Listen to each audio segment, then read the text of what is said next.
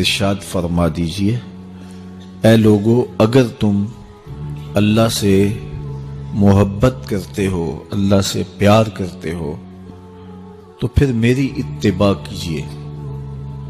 پھر کیا ہوگا؟ یحببکم اللہ، تم محبت کرنے نکلے تھے لیکن تم خود محبوب بن جاؤ گے، اللہ تمہیں اپنا محبوب بنا لے گا۔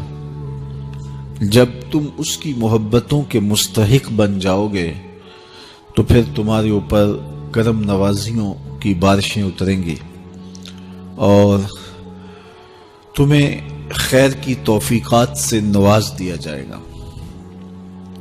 تم راہ حق پہ چلو گے تو تمہارے لیے آسانیاں پیدا کر دی جائیں گی، ورنہ یہ راستہ بہت کٹھن ہے۔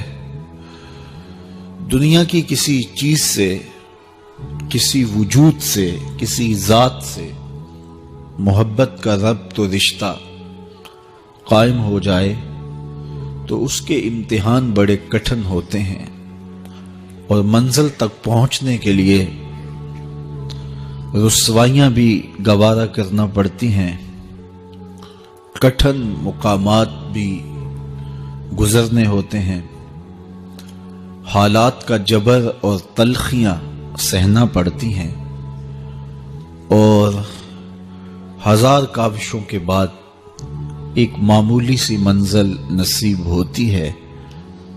تو اللہ کا پیار کوئی اتنا سستا تو نہیں کہ وہ بغیر مشقتوں کے نصیب ہو جائے، اس کے لیے کوئی رت جگہ نہ کاٹنا پڑے، کوئی مشقت نہ سہنی پڑے، کوئی ملامت گوارا نہ کرنی پڑے، کوئی دکھ نہ جھیلنا پڑے، حالات کے جبر کا مقابلہ نہ کرنا پڑے۔ یہ کیسے ہو سکتا ہے؟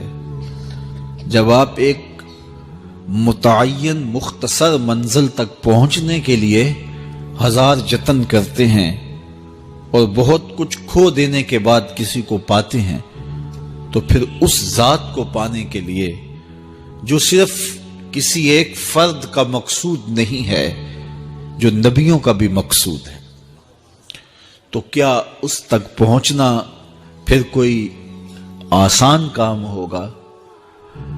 بڑا کٹھن مرحلہ ہے۔ یہاں کھال بھی ادڑتی ہے، یہاں سولیوں پہ بھی جھولنا پڑتا ہے، یہاں فصیلے دار پہ سروں کا چراغاں بھی کرنا پڑتا ہے، یہاں بدن کی بوٹیاں لوہے کی کنگھیوں سے چھیدی جاتی ہیں، اونٹوں کے پاؤں سے باندھ کر کے الٹے سمت اونٹوں کو دھڑا کر کے بدن چیرے جاتے ہیں، یہاں زنجیروں سے کسا جاتا ہے حتیٰ کہ زنجیریں ہڈیوں تک جا پہنچتی ہیں، یہاں چکیاں بھی پسوائی جاتی ہیں اور پتھروں کے نیچے بھی رکھا جاتا ہے۔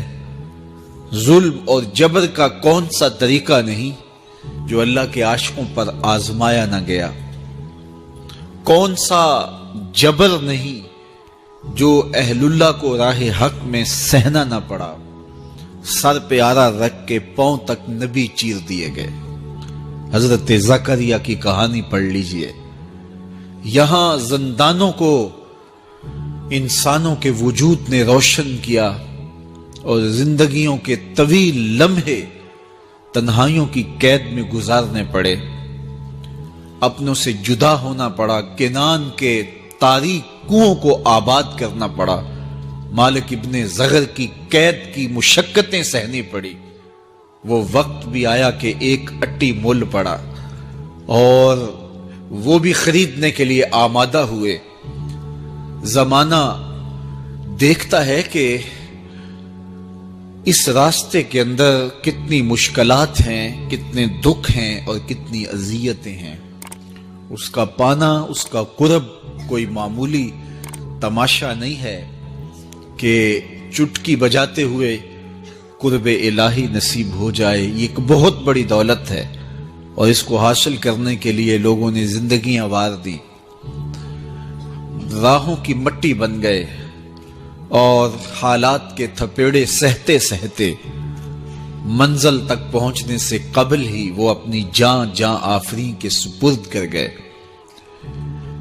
لیکن یہ احسان ہوا اس امت پر کہ شارٹ کٹ رستہ دے دیا گیا، مختصر راہ دے دی گئی۔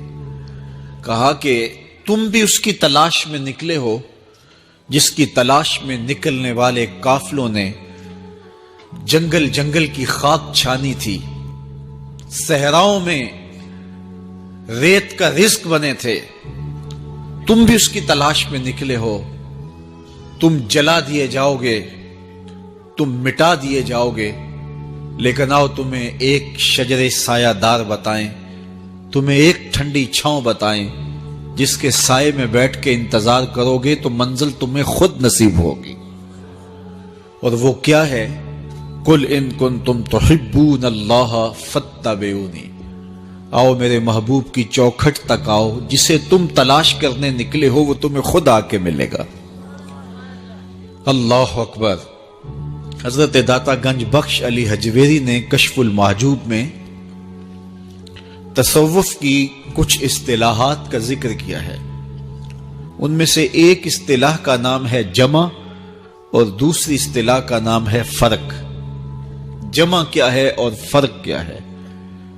جب انسان اللہ کے قرب کی تلاش میں نکلتا ہے اور تجرد کی زندگی گزارتا ہے، اپنی خواہشات نفسانیہ کے گلے پہ چھری پھیر دیتا ہے، خواہشات کو قربان کر دیتا ہے، تنہائیاں کاٹتا ہے، اپنے آپ کو اس چکی میں ڈال کر کے ہر تکلیف اور کلفت اور اذیت اور دکھ سہنے کے لیے آمادہ ہوتا ہے، تو بندے کا یہ سفر جو طلب الہی میں ہے، حق کی تلاش میں ہے، اس کو اصطلاح تصوف کے اندر فرق کہتے ہیں۔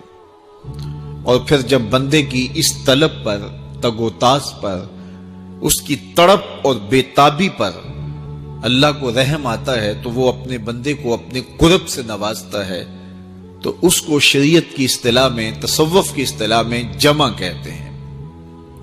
تو حضرت داتا گنج بخش علی حجویری فرماتے ہیں فرق کے راستے پہ کوئی صدیوں گامزن رہے، اللہ کا قرب نہیں مل سکتا، اس لیے کہ اس کے قرب کی کوئی انتہا ہی نہیں ہے، لامتناہی سلسلے ہیں۔